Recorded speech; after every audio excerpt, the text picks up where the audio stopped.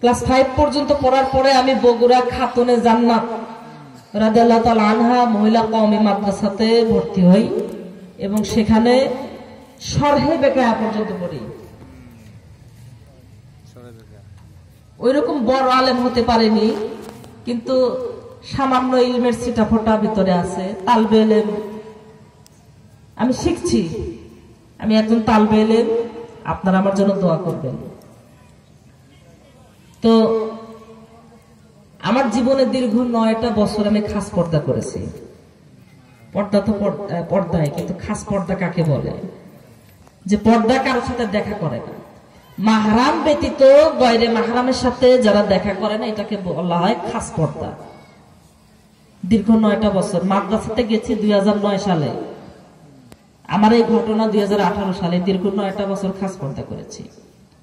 এর মধ্যে মাদ্রাসাতে পড়া অবস্থাতে এসএসসি পাশ করার জন্য, মানে শুধু সার্টিফিকেট নেওয়ার জন্য,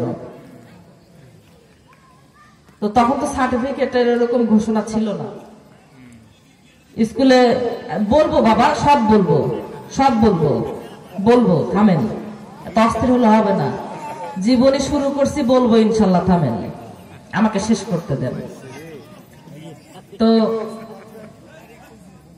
স্কুলে ভর্তি হই, তারা গার্লস স্কুলে এসএসসি পরীক্ষা দেওয়ার জন্য। 2015 সালে এসএসসি পরীক্ষা দেই, রেজাল্ট আসে জিপিএ 5। মাদ্রাসাতেও পড়েছি, বোর্ড পরীক্ষা দিয়েছি, মুমতাজ পেয়েছি। তো এরপরে স্কুলে পড়েছি, তখনও পর্দা। তারাস মহিলা ডিগ্রি কলেজে ভর্তি হই এবং 2017 সালে এসএসসি পরীক্ষা দেই। এরপর ঢাকার একটি প্রাইভেট বিশ্ববিদ্যালয়ে ভর্তি হয়েছিলাম টেক্সটাইল ইঞ্জিনিয়ারিং এ। তো তখন প্রথম সেমিস্টারে ওই অবস্থাতেই আমার এই যে ঘটনাটা ঘটে 2018 সালে। 2018 সালের 30শে মার্চ হঠাৎ করে।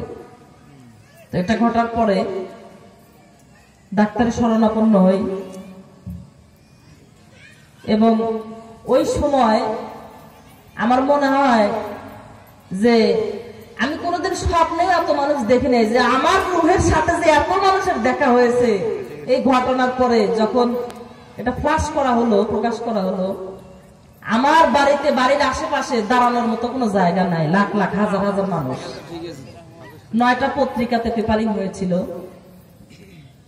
তো এই ঘটনার পরে আগে তো বিয়ে হয় নাই, ছোট ছিলাম, 3 বোনের মধ্যে আমি ছোট ছিলাম, লেখাপড়া করছিলাম।